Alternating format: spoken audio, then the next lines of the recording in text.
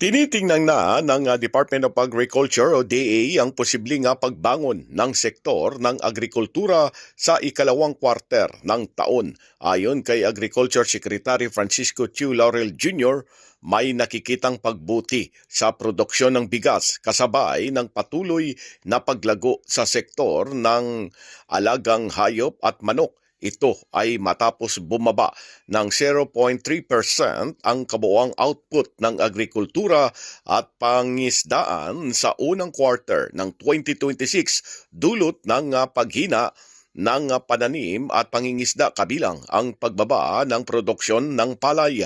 Paliwanag pa ng kalihim na sa kabila nito nagbabala ang DA sa mga posibleng panganib gaya ng mataas na presyo ng langis at epekto ng El Nino na maaring makaapekto sa produksyon sa susunod na mga buwan. Gayunman ay nanatiling positibo ang ahensya na makakabawi ang sektor sa tulong ng mga programa at interbensyon ng pamahalaan. Pilipinas, mula sa Quezon City, Silvestre Rambulabay, Radyo Kayumanggi.